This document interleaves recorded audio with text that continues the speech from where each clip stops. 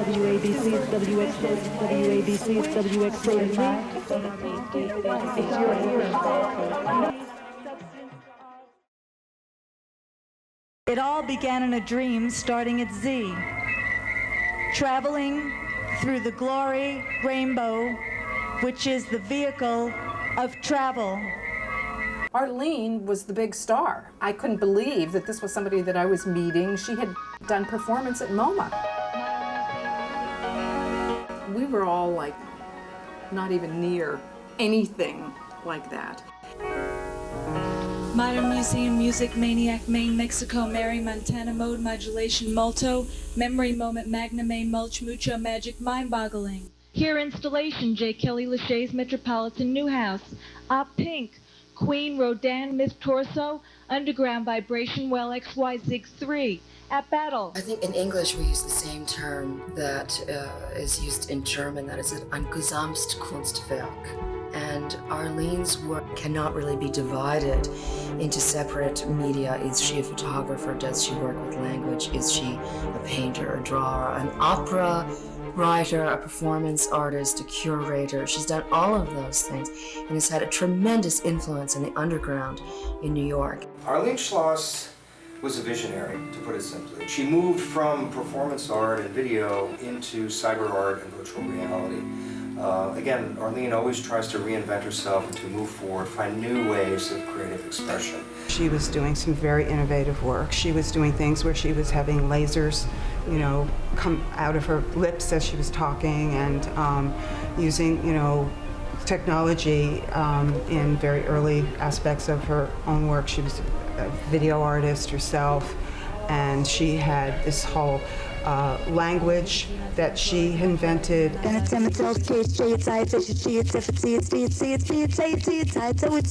Arlene's work also was very interested in chaos theories.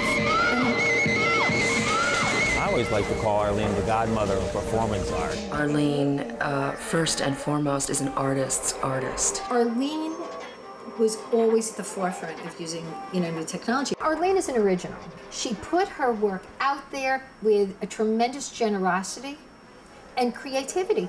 And I think other artists saw it, lifted from it, learned from it, and were mentored by her. And I think that was fabulous. I think that's something very special about Arlene.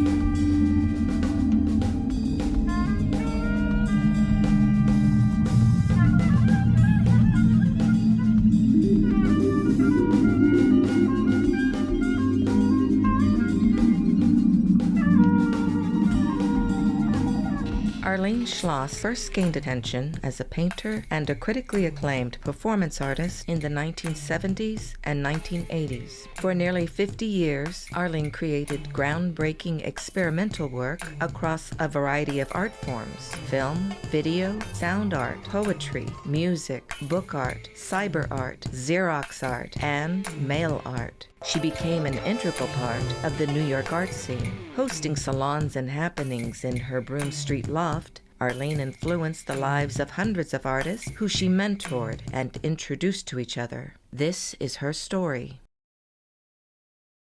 Arlene Schloss was born in 1943 in Fort Greene, Brooklyn, and grew up in Sheepshead Bay, Brooklyn. Her parents were artists and managed the gallery at the Plaza Hotel in New York City. Arlene graduated from NYU in 1965 and studied at the Bank Street College of Education, the Art Student League, and Parsons School of Design. Arlene began her career as a junior high school art teacher, a painter, and installation artist.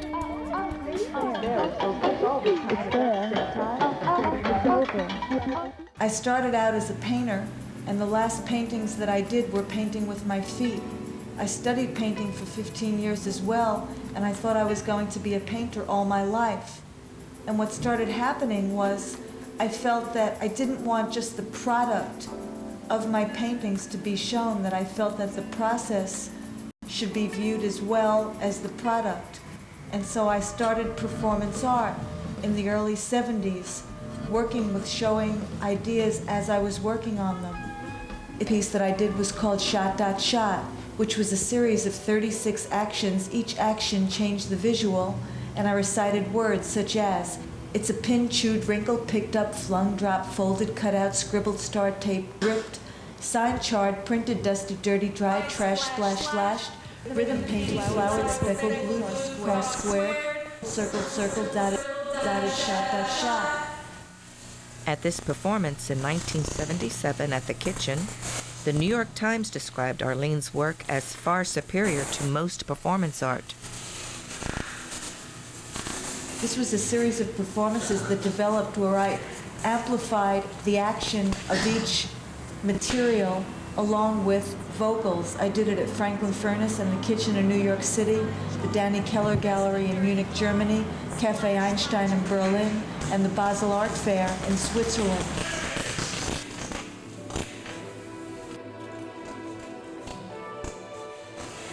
A year earlier, Arlene performed at the Bikert Gallery, where the Soho Weekly News described her voice as a combination of Patti Smith and Yoko Ono.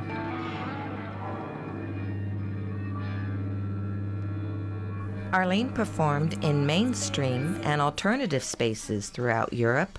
In the 1970s and 80s, she performed at the prestigious Betty Parsons Gallery, Franklin Furnace and the Max Hutchinson Gallery in Soho, the Levenschoss Gallery in Munich, and Liège, Belgium. In 1978, she mounted a multimedia spoken word piece at the Museum of Modern Art at a time when museums weren't showcasing performance art.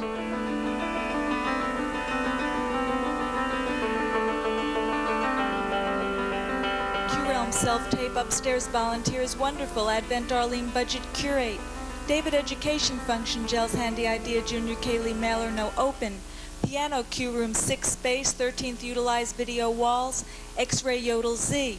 Audio bark ceiling dual equipped freight gratis. What I've done is I've written thousands and thousands of poems using the alphabet as my format. I use the alphabet from A to Z as a sentence structure. Here's one of my sound poems, working with the alphabet.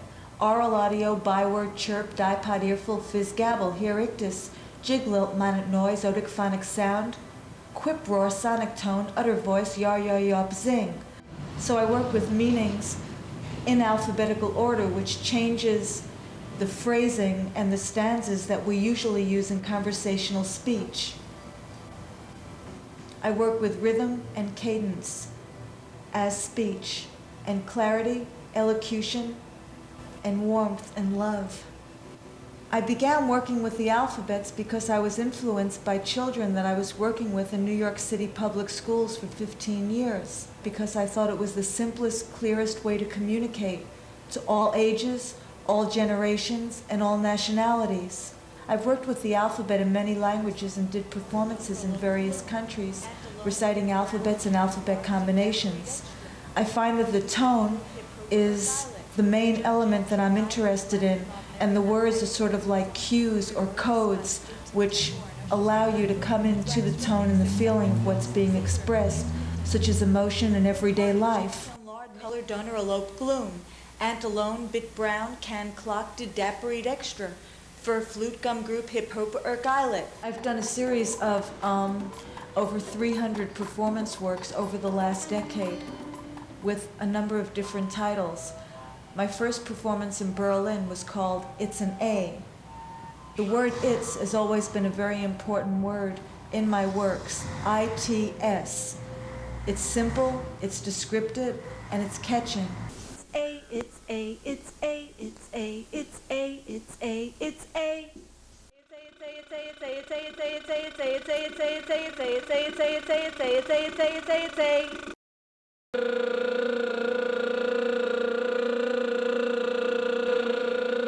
FIT.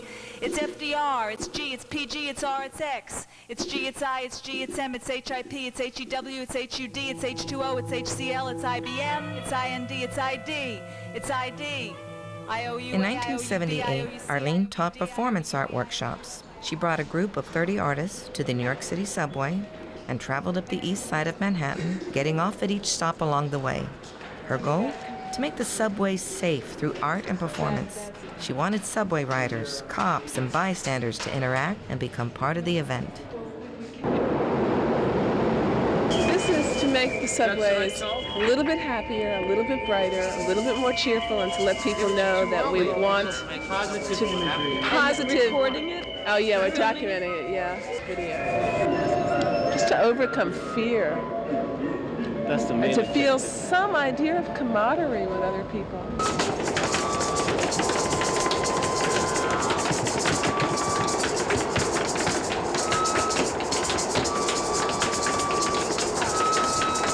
What street is this? 34th Street! On a whim, she called the New York Times, and it sent a reporter and photographer to document the trip.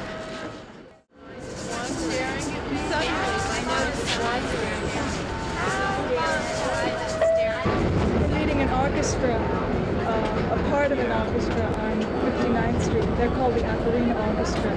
The Ocarina Orchestra. We're going to be joining them. I wish I caught you in the beginning. Riding up the east side, the group was stopped by the police, curious about the spectacle.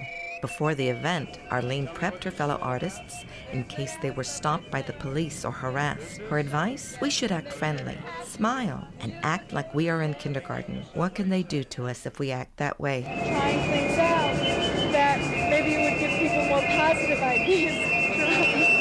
You find that amusing? Well, you're laughing, you know.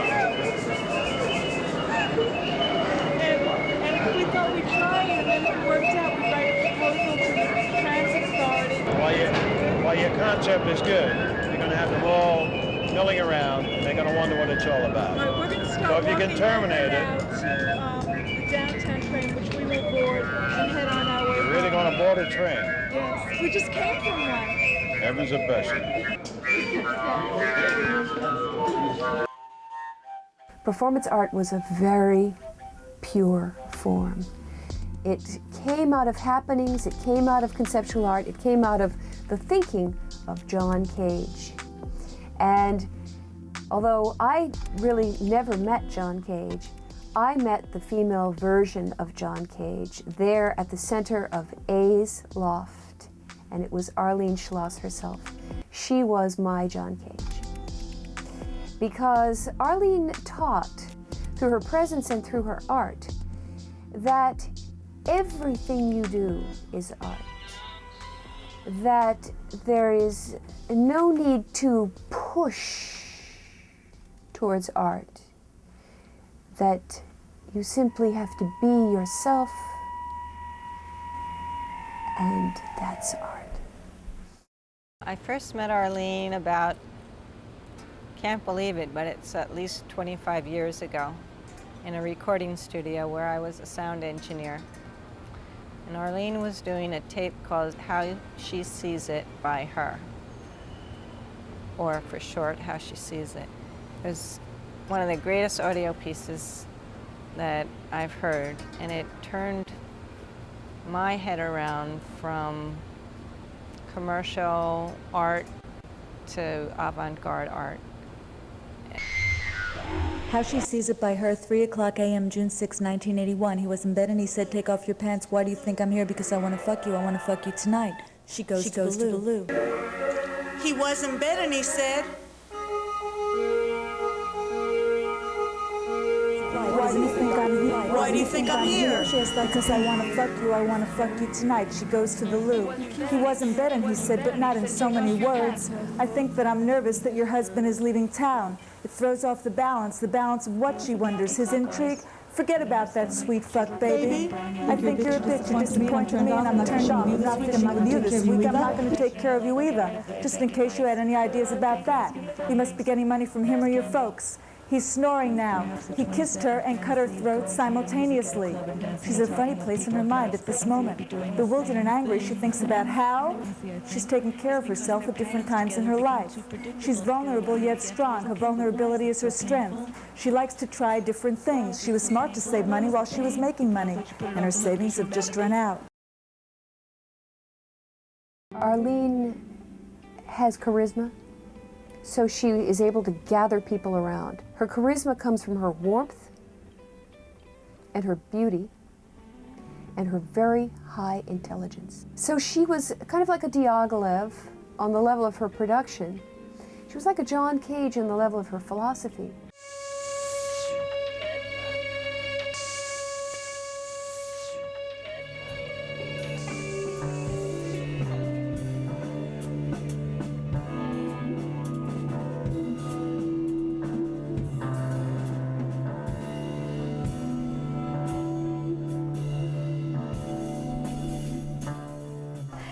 She was excited. She was like a magnet. You know, she drew people to her with her energy. I mean, A's was where you had to be. A's was, you know, the event, the scene. Having an idea, pulling it together, everybody doing, you know, this person's going to play music, this person's going to do the artwork. When we think about, you know, Thurston Moore and people like Jean-Michel Basquiat who had a band, right? And people always think about, oh yeah, we saw him play, he used to play at the Mud Club, he used to play at CBGB's. Yeah, he did that, but his very first kind of thing of just saying, I have this idea and I want to do this thing with this band, and I have to worry about it, was here in Arlene's loft.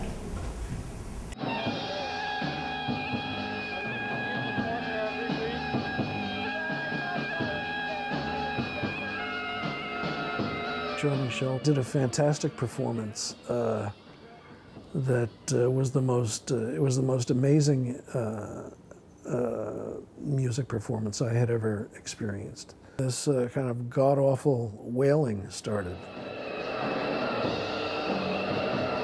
And Jean-Michel strolled onto the stage playing bagpipes.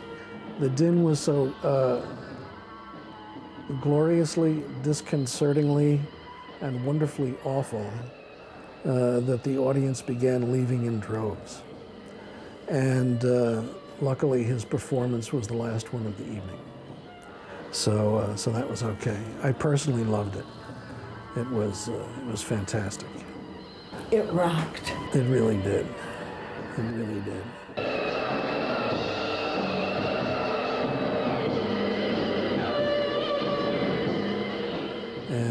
And that was the finale of the first. That was the first performance at A's, right? Yes.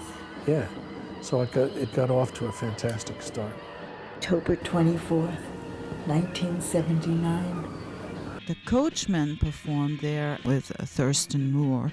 All of those people were revolving around that performing space. That whole scene was such an exciting moment because there was an actual cultural convergence of several different trends that took place.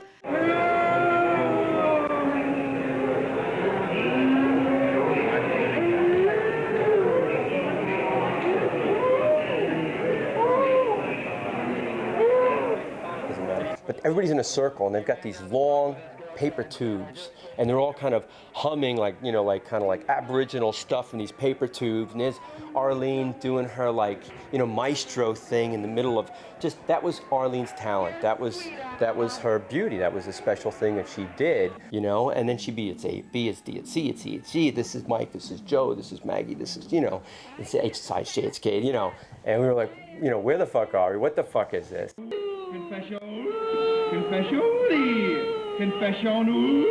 A's performance nights were just sort of, she encouraged people to come on and do things, come on and do your own thing, come on and do something that I'm going to suggest that you do. Just try it out. So a lot of people came here to do that, and it was kind of a free-for-all. I think I've said before that it was a performance night, but it was hard to tell where the stage stopped, because it wasn't just about what was going on the stage.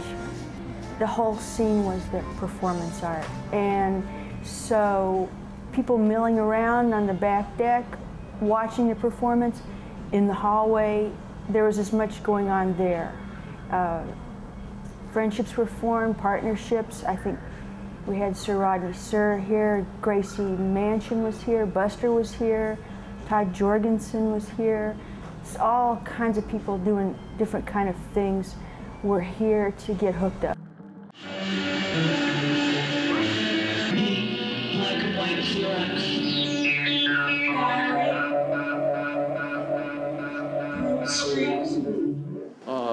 Yeah, I remember like it's the third show of the night for me, man. And it was like, it was pretty raw shit. And everybody was like really hating it, I remember.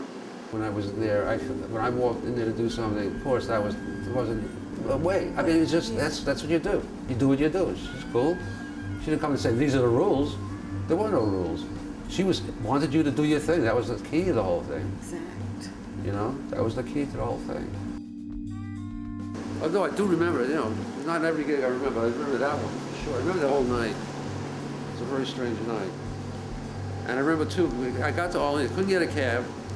I was standing on 8th Street and Broadway. I don't know how I got there from the west side, west side, way west side, finished the second show. Three of us standing there, some limo pulled up and said, do you need a ride? I'm not kidding. From the Angels themselves, do you need a ride? I said, sure do. Oh, don't worry. Delivered me right on the Bowery, right to the room. That's how I got there that night. Didn't pay a thing. He just said, "Hey, I'm going that way. Do you need a ride?" Just like arrive on time, you know. I never would have got there. I'm pretty sure. So I couldn't get a cab, you know. So we're at 1 in the morning, 2 in the morning, 3 in the morning. Who knows? 6. It could have been 6. Well, I think because there was that period of time where New York was just sort of like broken, and it was kind of a wandering wasteland in so many ways.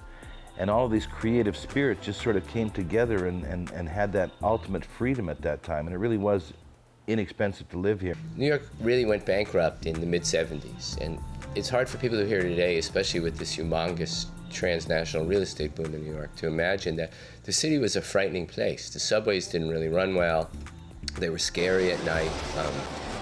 There was a 20-25% vacancy rate in this area on the Lower East Side and the East Village, so that it would take you about 10 minutes to find an apartment, and you didn't even need to pay an agent's fee or have a credit check. You know, rents were 20% of your income, and you could make $200 a week and get by. There was a large peripheral underground economy that also fed on this, of like cheap food and drug dealers, and there was a tremendous narcotics industry, so that there really was an underground below 14th Street that was a separate world, that was in some ways idealistically self-contained, that kind of thing anarchists talk about now when they try to establish utopian communities. And it wasn't a very wonderful thing because it was based on poverty and on really almost large parts of the city having no housing at all, like whole sections of blocks that were vacant, or areas that were very scary to walk through even in the daytime. The irony with all of the economic doom, especially for young people, it was this wonderfully optimistic time. The leisure time and the lack of money pressure just made you feel expansive. And I never remember getting angry at anybody. Nobody hassled you about money, and it was the thing that now people, you know, when you get to be in your 50s or 60s and you finally get money, then you want to create that somewhere else far away, you know, and then the cycle begins again. You know? A's was an integral part of the downtown New York art scene. At A's, artists and writers such as David Wojnarowicz, Vern Porter, and Richard Hambleton mixed with the musicians John Zorn, Frank Lowe, Phoebe Legere, Y Pence, and Glenn Branca. Today's ballroom, cabaret, electronic fusion, etc. Thank you, Idiot Orchestra. Idiot Orchestra will be back. Next is Tamayo Suzuki's famous tape called Bubbling. And everybody will get a piece of bubble gum, and we hope you can participate during and after seeing the tape Blowing Bubbles.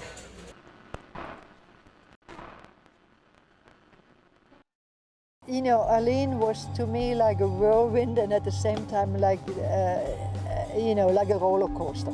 I mean, you know, she was going up and down to connect all these people and, you know, literally, you know, running through this place here and trying to do the best, you know, so everybody could have a good seat, everybody would be fed with this art, you know, everybody would be able to connect to art that they hadn't connected before, and she was like the you know, like a dancer. Hi, we're the Indian Orchestra, and we're going to do a duet number.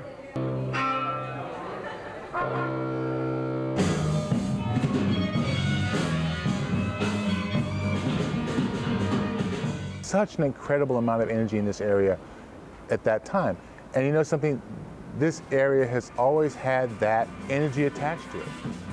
Back in the 60s, in the, you know, like just this part of Manhattan, right on up through the East Village, the 10th Street galleries, you know, Tompkins Square Park, the realist, Paul Krasner. I mean, you know, this place has probably kind of some magical, you know, energy, which brings me to A's, because I felt A's was kind of like this, you know, kind of Dada, Fluxist, localist thing, you know, and it just kind of, because of Arlene, it just kind of exploded, and you had everything here, and the crowd was totally diverse, which was so unusual in those days. I mean, that was real. That's one thing that was very unique about A's. It had lots of women in it, and it had lots of people of color in it. And in 1980, that was a major deal.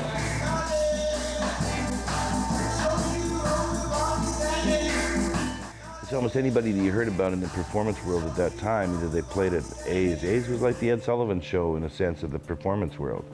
You know, in order to be there and to have some recognition, you had to have done A's. If you had a choice of dying from a nuclear holocaust, or a heroin overdose, oh wow, which would you choose? Just joking, the question is, what does Keith Richards and Iggy Pop have in common? Know the answer, okay, don't tell anybody. We're keeping the lines open. The first 15 listeners to call in will win tickets to see the Stones and a chance at the Madness. $10,000 prize, gotcha. It's 2:30, school's out, it's a beautiful day. Well, I promised it to you, I said I... We did the Ricky Paul show at A's. Post-New Year's review with Ricky Paul, Barbie Allen, Joe Hanky Hannon, and the Nips. Well, this was my fake band. And I think really important is the notion was it was supposed to be fun. I mean, and the idea is that you go to this thing and you're going to have fun and loosen up and dance. And, I mean, the idea that, like, 1 minute it's a performance, but it merges into a party. And I thought that was pretty important at that time, to not worry too much about this is the performance, not get too precious. Yeah, performance art. The idea that you're making something that's just going to come and it's going to go, like the weather. It's not important to keep it, save it, review it, make a career out of it, get rich by it, any of that shit. It was just like you're just doing it, and it's a piece, and it comes and it goes, and that's what it is. You don't have to do anything more than that. Arlene was a big organizer, getting large groups of people together, doing lineups, being able to put a show together of diverse and numerous talent has been a long-lasting influence.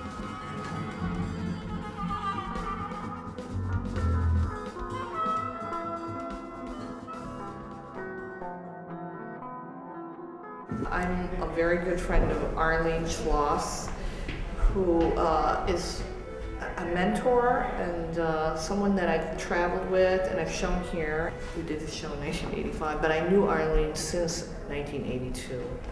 And she organized and curated this show of major Asian and Asian American artists because she believed that this was the whole kind of globalization of where art should be.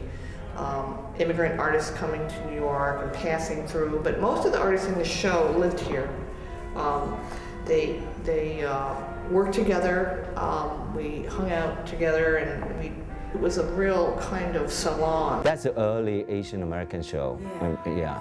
85? May 26, 1985. At that time, I do street art too. The other thing is, before it's called A Gallery, right? Yeah. And it's not just, as I remember, it's not just a gallery, it's a kind of event and, music, is, a hangout place, a network, Welcome to A Gallery, 330 Fruit Street, Manhattan, just off Bowery. We're presenting the Friends Show, with works from 140 artists from all over the world. And we have some artists with us here today. One of the artists in the show is video and visual artist Willie Sharp. My piece is right up the wall here. The red dot on it. The portrait of George Orwell. And the multitude of the Friends show, there were pictures hanging from the ceiling to the floor. And I guess honestly, if you wrap Arlene up in one general kind of way, that's how many people she knows. Even as Arlene was creating this, you could feel her shifting, away from it and moving out into other realms. I started in the early 80s, actually, using laser in performance and wanted to express language ideas using this kind of light that had the same kind of rhythm that the sound work had that I was doing.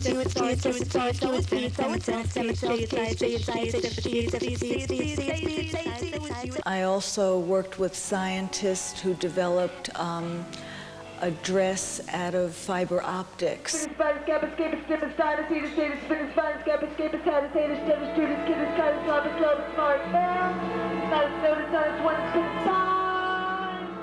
Situations in performance that were kind of about the absurdity using new technology, such as a fiber optic dress, wearing a plastic dress where the color was moving that was light. The color itself was light, not, material.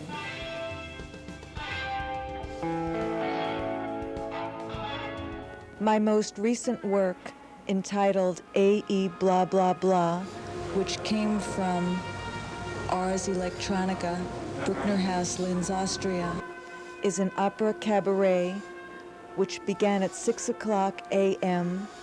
and ended at 12 o'clock midnight. Ars Electronica was one of the oldest international festivals focusing around electronic art and digital art. It's based in Linz, Austria. There's several others that exist in the United States. There's Seagraph. But Ars Electronica is really a leading edge, one of the most early ones. And it became, a mecca for international artists who are looking to make art with new tools and new technology. I think it's sort of funny because I was coming from the background of performance art, which is mixing a good deal of media, and I think after performance art happened in the 70s, now I feel it's a time where the forms that are more developed can be mixed together. I see myself in the project sort of as like an art director in the project and working on coordinating different aspects, and the different people in the project are coordinating their own things or their own art and work in their own discipline and mixing that. I see myself like as a DJ mixer kind of thing.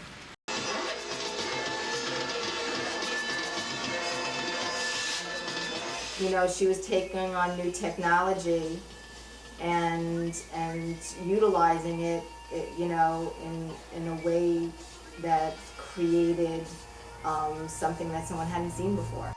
What she did is she kind of combined a little bit of everything. So she's got her interest in the lasers, and she was also using, just the spoken word. She was using movement. She was using music. Upstate, downstate, in-state, Reinstate. The opera is developed in 3 parts. Part 1 begins at 6:00 a.m. in the morning with a 6-hour radio show. Part 2 is the afternoon, which is Letterland. And Part 3 is the opera cabaret concert. And it was something to see her conduct it all. And that's what she was doing. She was conducting it all. Of course, she had it set out. She had it laid out the way it was supposed to go.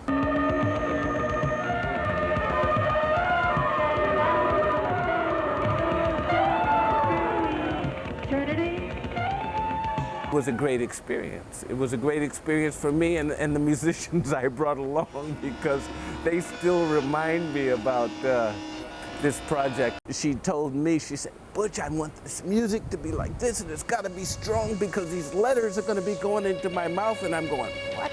A solid look at xenon, xenon fluoride, xenon chloride, xenon iodine, blue grade wavelength, 350 nanometers, seething fireball, a seething fireball, a seething fireball, hurtling along, always changing, still in sight, not a moment to be lost. Starline, starlight, starry night. The legend of Letterland in laser letter fields.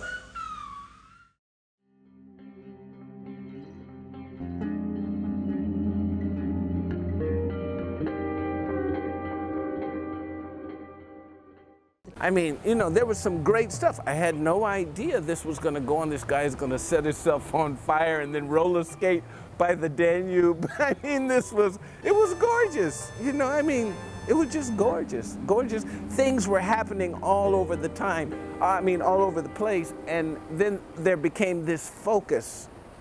And the focus wasn't necessarily on Arlene, it was on what Arlene had set up to do.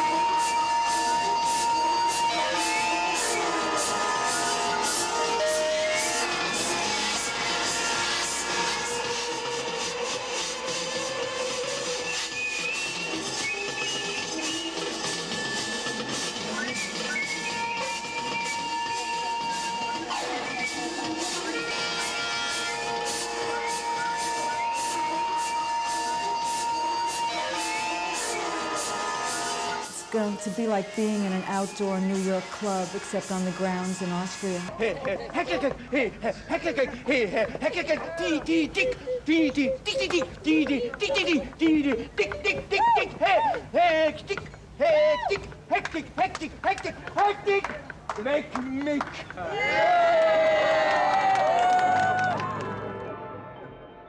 What advice do I have for a young person? Yeah. To find out what they believe and then to do it. Very possibly doing that, something new will happen. I mean, this is a perfect example, right, of sound.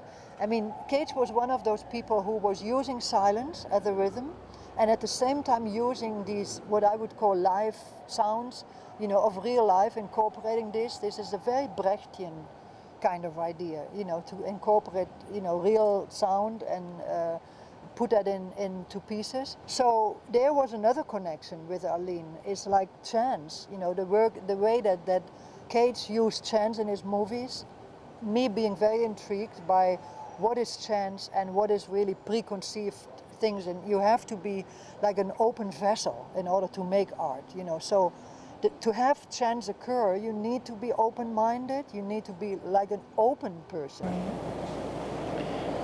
Now, in Eastern thought, the idea of the separation of God and man, it doesn't exist.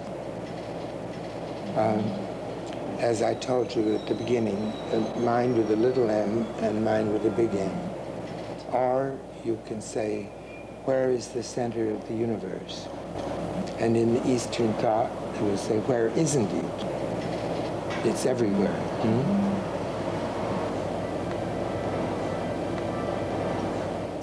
There was a period of time when there were television companies, production companies, and networks that were looking for new ideas.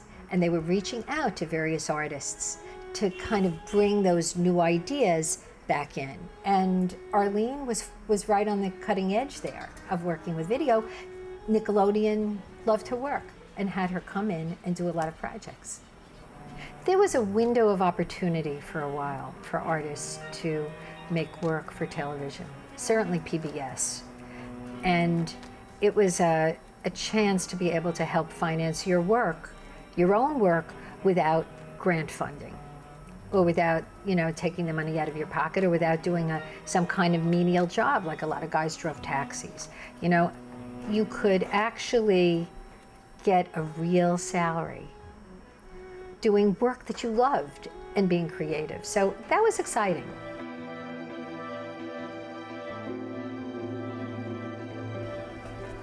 I had been hired by IRS Media. They hired me to produce this television series, which was a rock and roll dance show.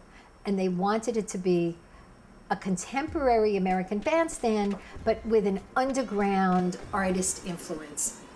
And I had seen work that Arlene had done with lasers projected on people moving and on her own mouth. And it seemed to me this would be a great way to open the show. I talked to Arlene. She developed an entire opening. It was a hot opening. People loved it. Every Saturday noon, you could see Arlene, It's Dance ID. And I think she even helped with coming up with the title, if I'm not mistaken.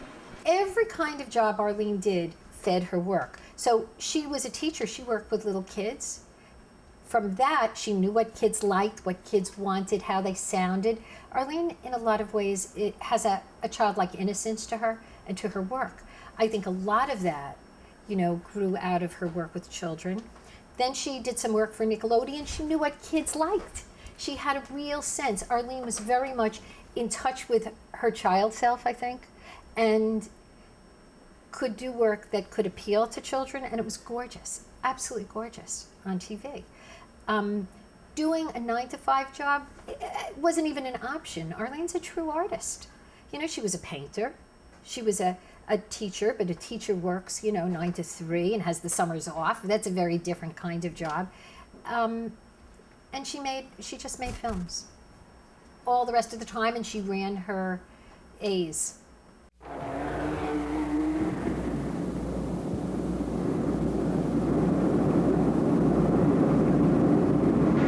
I left New York City, Manhattan, and went to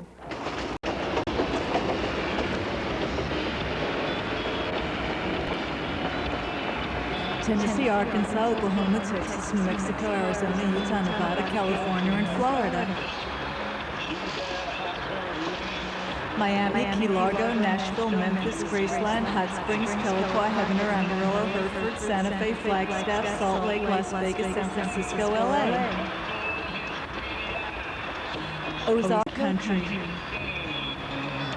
Western Heritage, Symbols of Survival.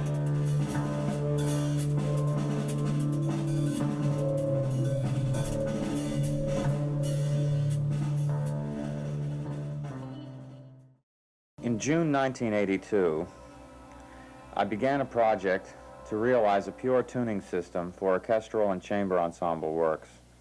Branca is an example of sheer determination of one person to be followed by the others.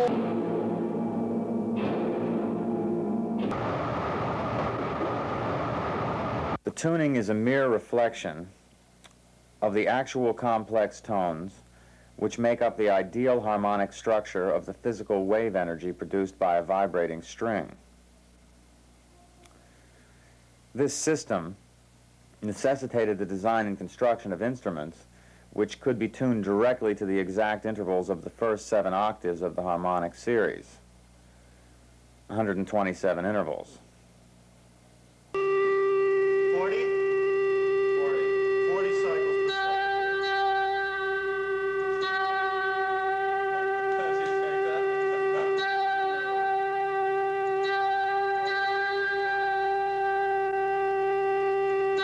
Listening for the beats between the notes.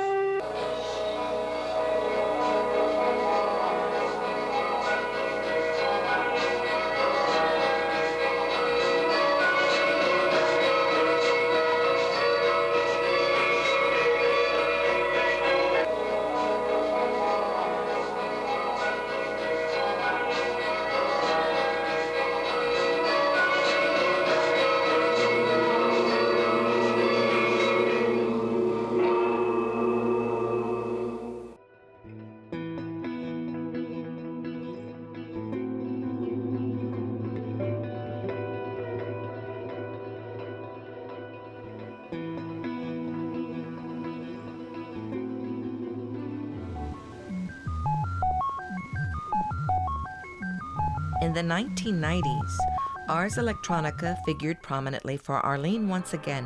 In 1993, Schloss directed and produced From Kepler to Cyberspace, a documentary featuring the pioneers of the Internet, AI and virtual reality, including John Perry Barlow, Dr. Marvin Minsky, Jaron Lanier, and the visionary writers Timothy Leary, William Gibson, and Terence McKenna.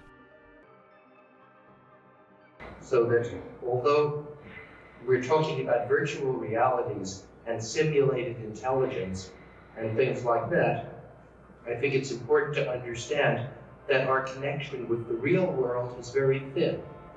And our connection with the artificial worlds is going to be more intimate and, I suppose, more satisfying, whatever that means, than anything that has come before.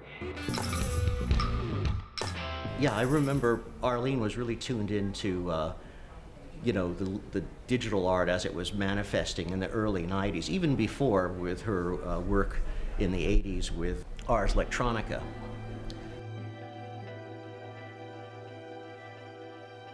She always sort of spontaneously was on the leading edge. She was always focusing on that. One of Arlene's talents is really the diversity of her creative expression. She's been involved in performance art, in video, in mail art, in cyber art in the early days when it was called that, versus it's now called digital art or computer art. She was always exploring and trying to become part of all of those different groups, and her work was really innovative, and so she gained quite a good reputation in the field. Just a year later, Arlene exhibited her first and only retrospective at the Städtische Gallery in Buntentor, Bremen, Germany.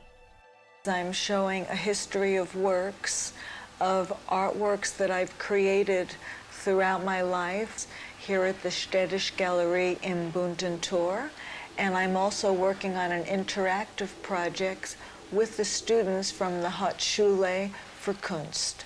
I was also invited as a guest professor in Bremen at the Academy, and to my greatest joy, there was Arlene having a retrospective of her work. A big retrospective, actually, really incorporating many pieces of art and incorporating some of the things we've been talking about, like the cage piece, you know, the alphabet piece. It had huge photographs. It had many live sound events that she was doing, and it was a really fantastic, exhibition. And I could also witness again how she there was inspiring these young students, to start checking this out, really coming to know about these kind of movements and going back, from cage to the new wave, Arlene being this kind of mediator between the world of John Cage and the world of Branca, really, and being an artist on her own, you know, making these works and inspiring young people and students to do the same. And the exhibition was big.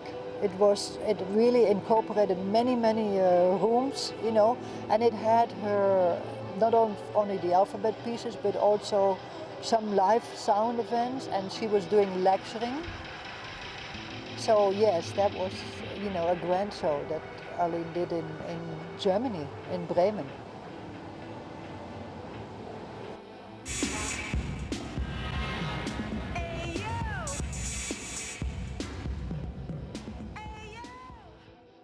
Her work is you can't separate her work from her producing, from her concept, from her sense of fashion, from her involvement with music. It's all kind of rolled into, it's almost like, I know Arlene makes individual pieces, but the pieces are like one piece evolving over time, you know, and everything's kind of included in it, you know, just like a bigger and a bigger ball. So I think Arlene's work is best understood and maybe mostly misunderstood, because it's hard to look at a single part and try to interpret it without looking at the whole series, at the whole picture.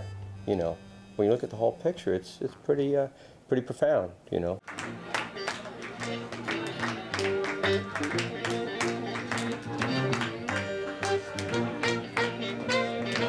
Once upon a rhyme, the university was very universal love letter. It was very slippy, falling into a deep slumber.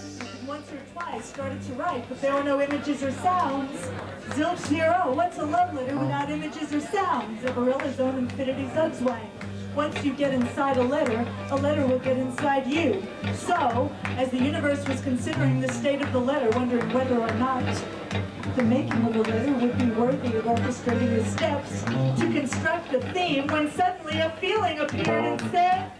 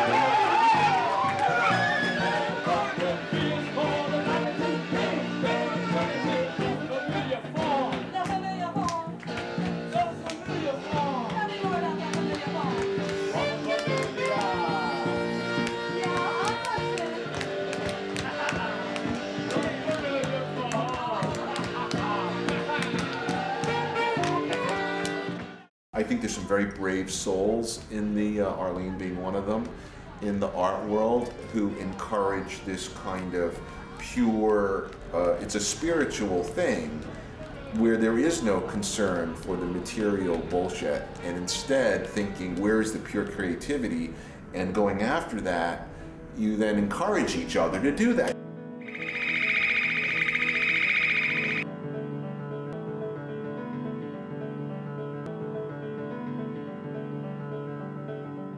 I'm not happy we're both 25 years older, but which is tragic, because we're the same age that we were then in our minds, you know. So. However, we are still alive. That's how I look at it. Yeah. Plus, we're not dead yet. Exactly. Is a major plus. Exactly.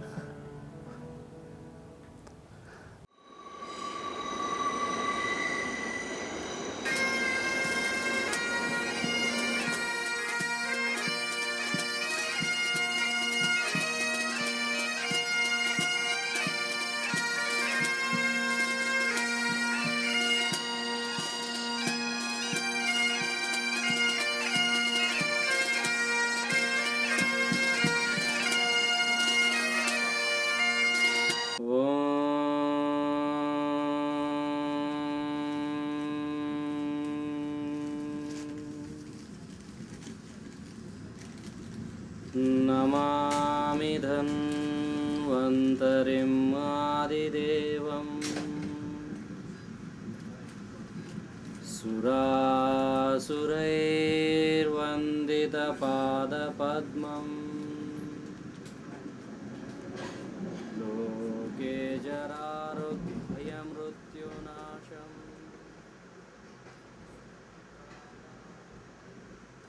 I don't know, you name it, and it's all, I mean, she was right there at the beginning with the video and the performance, the language performance thing. I mean, Vito Acconci did language poetry things very early. Arlene was doing that very early. She did the color Xerox, got really involved with all that before, you know, at the very early stages. The cyber thing, she was at the beginning of that. I mean, what she did with A's was like nobody else has ever done since. You know what it is that Arlene she sees something that could be developed in someone. She has a way of bringing the best out of a person. And she did that with me. We collaborated together on a lot of things. I think a lot of what Arlene did was very selfless.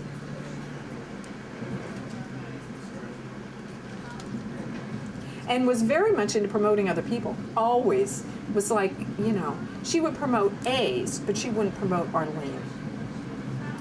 And she would promote to like the Death, some group that nobody had ever heard of, or some artist, or some friend. I mean, she was always, you know, she was great for that. Great for connecting people. That's why you said, who did I meet through her? Because I know that I must have met a lot of people because that's what she did. She connected all these different worlds. She was the hub.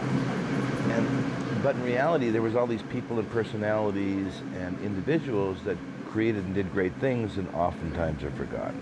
So it's important to bring out the history of the people as well. Because a lot of times the people are really the pillars to what happens in the society, or to the big guys. The big guy wouldn't be there without all the little pillars below him. So you take away the pillars, you don't have the big guy. The big guy is really an illusion.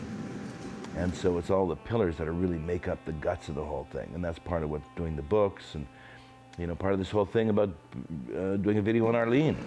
Because she's a pillar and a player and a contributor and a changer and somebody who's had a great influence on this culture, and it's time that she got recognized for it.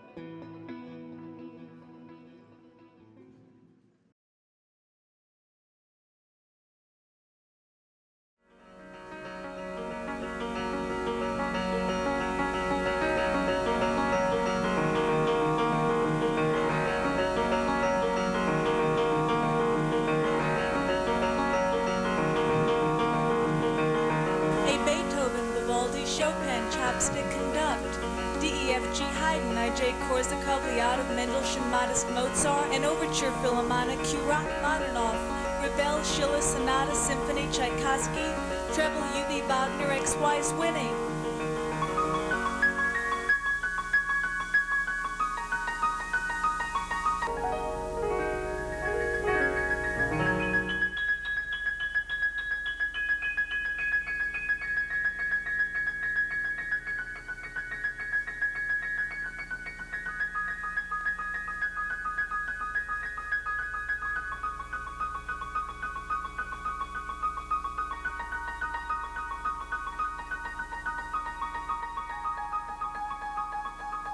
film self-tape upstairs volunteers wonderful Advent Arlene budget curate.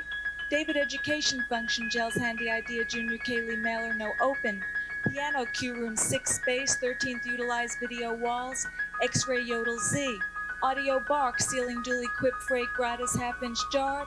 K-Love multi and overly physical. Q-Rent series tickets understandable V Wonder XCS Zoos.